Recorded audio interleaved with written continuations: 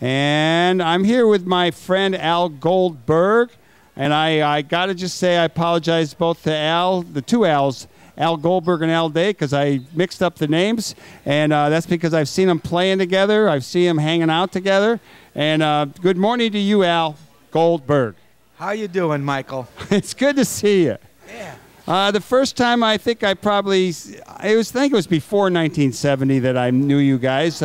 There were some love-ins that went on in the park, down in Lincoln Park in the old days. Sunday afternoons. I believe that you were there because somehow I ended up over at Euphoria Blimpworks, which was your kind of production arm, where all the sound equipment was kept before you moved it up here to Rogers Park. Right. Well, we were the sound equipment people, and we had a band, and we ended up doing the sound for all the demonstrations in town.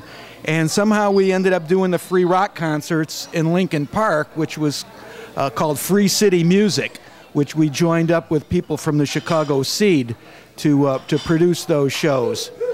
And if you look at the album cover, you actually have a poster from the first Rising Up Angry People's Dance. It was at Alice's Restaurant. No, it was at Wobbly Hall, man. At Wobbly Hall, up there. Wobbly Hall was right there on Lincoln Avenue, where Uncle Dan's was for a while, across from the music box. Biograph. The Biograph Theater. And I remember, I don't know if it was when you were playing or some other bands were playing, but there were 28 to 30 police cars out on the street on Lincoln Avenue trying to get into our dance, and we didn't let them in. We were bolder then. Well, that's why the liner notes on this new jacket say, you know, the FBI has a file on these punks, but do they have the album? I'm sure they do. So you have re-released this album. Yes. And actually, it's produced by Lion Productions. And this is the good one. There is a bootleg out that some bad dudes in England are stealing your thunder. That's right. And we want to make sure that people know the difference. That's right. Lion Productions. It's really a beautiful CD. I mean, it's the original cover. I have the original album. It's the same graphics. But inside, you have a 30-some-odd page book here? Yeah, there's a 32-page book with photos, stories of the day, gigs, different gigs, and history of the people, Earth People's Park. Just there's stuff here that nobody else knows about. That's true. Talks about the eclectic mix of politics, art, and culture, which we were right at the crux of, because all those things, the counterculture was diverging to the political, to the arts, to the drugs, you know, and we were like integral at that time and holding all those together. Tell us about who was in the band and who's around and what they're doing these days. Well, the singer and songwriter was Howie Berkman.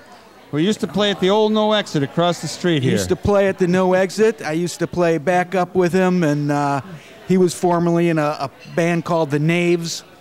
And he put this group together with Howard, Neil Pollack on bass, Karen Tafijian on piano, Louis Favors on congas, myself playing the drums, and on the record we had guest artists. We had Dick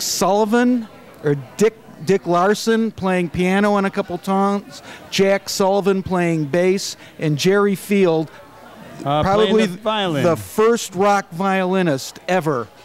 He went on to another band that was pretty famous. No. No? He's a violin maker in... yeah, no, I'm thinking of another. Who was another You're thinking violin? of the Goodman from the Flock. That's who I'm thinking of. Yeah. Yeah, I haven't seen him. I don't know if he's still alive. Are any of these people still making music? I know you come up on the stage at the Heartland once in a while with other people. How about the rest of them? Well, Howard lives out in Colorado in the Western Slope, and has a rock band, jazz band, country band, duo, whatever he does to get a gig, and he's been doing that since the 70s out in the Aspen, Carbondale area. Karen Tafijian, she's out in Colorado also, and she's actively playing, teaching music.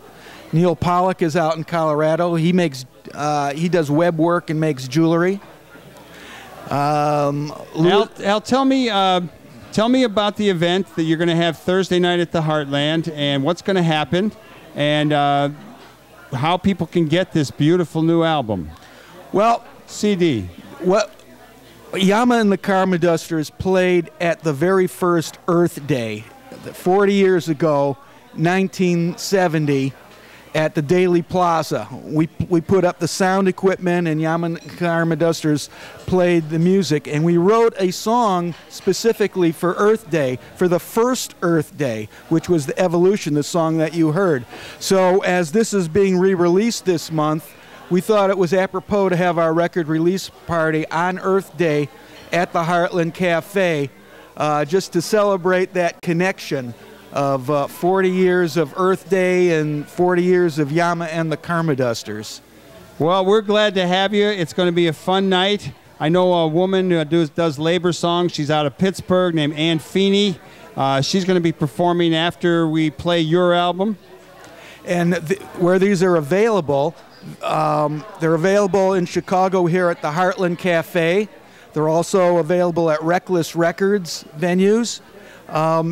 Mostly they're available on the internet through various archive and collection labels that sell this kind of stuff. You know, it's not like the new stuff that's out there, and at Kmart, we were never in Kmart's.